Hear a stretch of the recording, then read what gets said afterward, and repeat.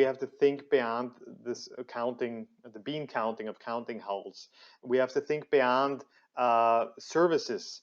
We have to think beyond the domain and think, okay, what could a force look like if we invested more into land and air elements that can project power over the sea. Hello, I am still here with Jeremy Stöhs, the Deputy Director of the Austrian Center for Intelligence, Propaganda and Security Studies, also called ACEPS. In the previous videos, we have discussed various challenges for European navies in this age. We've also discussed a typology of navies that you use.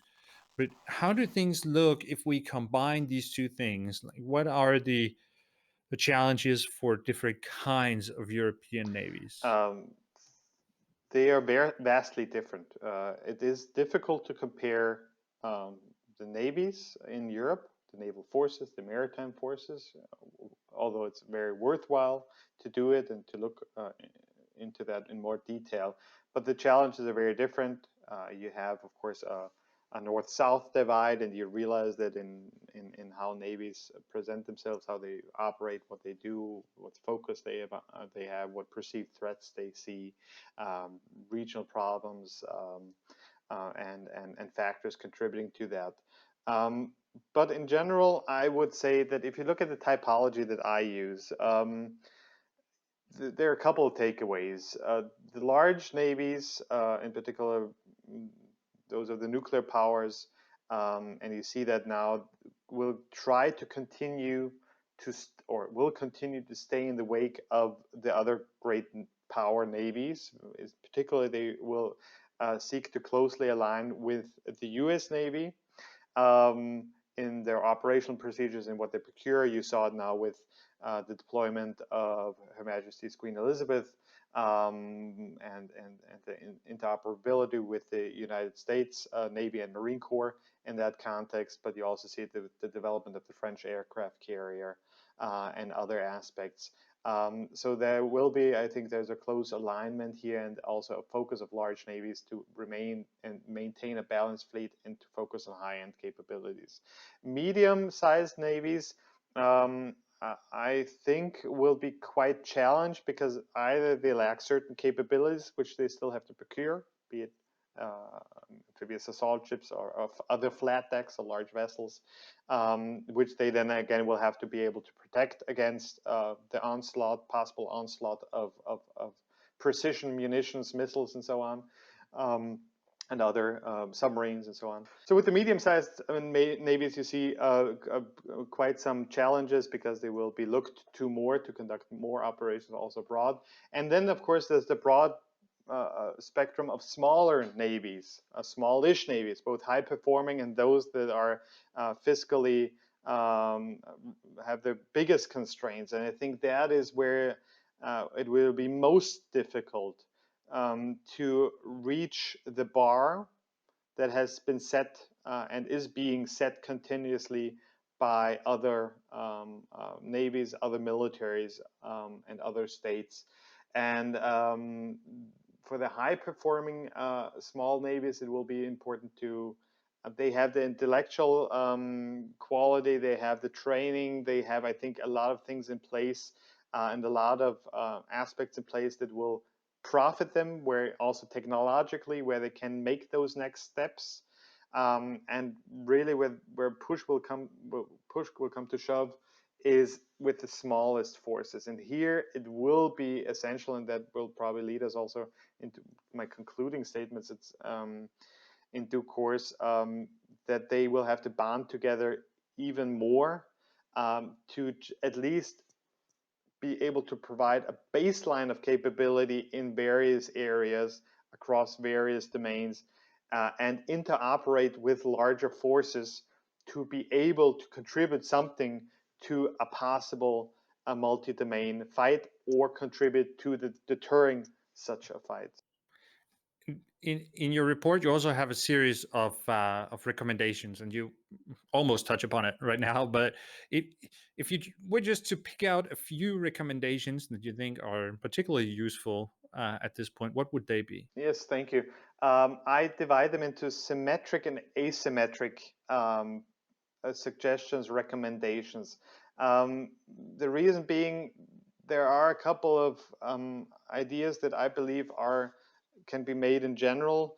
For example, something I mentioned is bonding together, and of course, European or naval forces in Europe are already in the context of NATO, in the context of EU, in context of JEF, and many other structures are already cooperating very closely, standing NATO maritime groups and such. That has to still be improved, and what also has to be improved is the ability in bonding together in procuring. And that is happening through PESCO projects, to buy and trilateral projects such as the German U-212 Alpha, the submarines, or common design, it is now called, together with Norway, together with minesweepers and mine warfare vessels, I should say, Belgium and Netherlands. So you see those developments, but that has to be pushed forward. Of course, there are industrial interests behind it from industry, lobbyists, and so on, politicians, but still that is one of the factors. On a strategic level, it is important that there has to be a focus on the high end. Without, and that is important, without disregarding all the other things that naval forces do, because I think the pendulum after the Cold War has swung into the direction of low intensity operations, forgetting about anti-submarine warfare, peace dividend, saving on all those things that are necessary for the high end war. And now that's picking up steam. I think that is picking up steam. And I think what the risk we have now is that we're forgetting that we need the small vessels. We need the low intensity operation capabilities to operate in low intensity. The naval diplomacy is really important. So those would be building balanced fleet as far as possible, trying to balance between the high and low end, home, away, for as much as is possible, because I think the demand will be there in the future for most, if not all, navies to do more and to be called upon to do more. And the asymmetric challenges are opportunities, I should say. The asymmetric opportunities and recommendations are such where we have to think differently. And I think that's what this forum is good for, and many others, that we think of naval forces not just myopically in terms of vessels, gray ships, but thinking much broader. And that's why I've touched upon artificial intelligence, autonomous systems, because the navies, the armed forces of the future, will be a mix of manned, partially manned, unmanned systems, autonomous systems, together with manned systems. And we have to think beyond this counting, the bean counting of counting hulls. We have to think beyond services. We have to think beyond the domain and think, okay, what could a force look like if we invested more into land and air elements that can project power over the sea? And I think those are important aspects to consider. Especially for small navies, that they leverage the technology, that they bond together, that they leverage the technology to gain a recognized maritime picture as a baseline, and things like that. So for more detail, I would encourage everybody to have a look at the study. I have brought several other recommendations in there, but that is beyond our discussion today. I would like to just finish up with perhaps looking beyond your report. I would be interested to hear your thoughts on where are things moving now? Where do you see things, European naval power moving ahead? What is the trajectory? A few years ago, you wrote a book which is called The Decline of European Naval Forces. The title of the book almost expresses the basic argument in the book as well, that European naval forces are overall in a pretty sorry state. Do you see this still being the case, or have things changed now? It's been a couple of years now.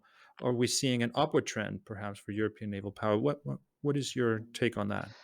Yes and no. Of course, if we're looking at it holistically, then we are at the starting point. How do you find European naval power? And that is something that I come back also in my study where I say, actually, we should talk about European naval forces in Europe or of European states, because otherwise it's not quite clear what are we talking about. But if you look at navies in Europe, maritime forces in Europe, there has been a decline, and that is, of course, measurable over the last 3 to 4 decades in terms of platforms. And it is important. Why does that matter? It matters in relation to what other states do. If it were just European states and nobody else, and no adversaries, potential adversaries, nobody else out there, then it wouldn't really matter that much. But we have to look at relative to other actors, how have your navies in Europe developed? And that's why the book I wrote at the time, looking at how European naval forces developed since the end of the Cold War, there are several states that had an immense decline in naval capability, naval power, not only in terms of personnel and ships, but also what they were able to do in warfare areas such as anti-air warfare or anti-submarine warfare. Those are definitely two areas also in my recommendations where I state that's something we have to focus on. Closing the missile gap, but also closing the gap in anti-submarine warfare. Something that the European navies were very good at. I do believe, and I wrote that in an article for the Naval War College, a review several years ago, I think 3 or 4 years ago, where I wrote Into the Abyss, when the European naval forces falling into the abyss, that this downward slide in European naval forces and capabilities relative to other powers, in my opinion, has been largely arrested. Now, of course, European states and governments are often criticized by our American colleagues for investing too little in defense. In Austria, I can attest for that. We definitely invest far too little in our defense. We are underperformers par excellence. But I think there is a general understanding that more has to be done, and that there is strategic competition, and that in particular China and Russia have capabilities that we need to worry about. And looking in the last couple of years, there have been investments are being made in recapitalizing the navies, in refurbishing the navies, and realizing that the major problems in terms of readiness, in terms of infrastructure, in terms of personnel, that the critical mass of assets are missing, and of vessels are missing, to sustain the high-end fight and to deter the high-end fight to a certain extent. But I do see the positive development in the long term. What it will be important is that, of course, this gradual increase in defense spending continues, and that the right decisions are made in terms of what forces are being built. And that's why those discussions are so important. What do those forces need to look like 10, 20, 30, 40 years from now? How small states will have to bond together with others to secure their interests and their prosperity. Therefore, I'm somewhat positive that the developments we see now, be it the Royal Navy, be it the Italian Navy is a good example, but also the Danish Navy, and also the German Navy with several procurement projects coming online.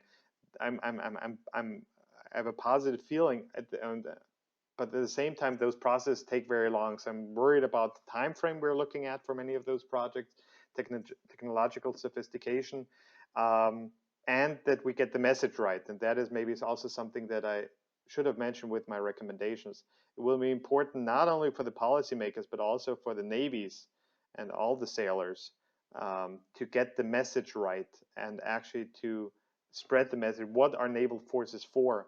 Because at the end of the day, it's the governments and the people that elect governments who decide what naval forces will look like in the future and what they will be able to do. So I think sailors and service members in general have to explain to the public and to the policymakers what they are actually there for and what benefit in particular the navies have for a state.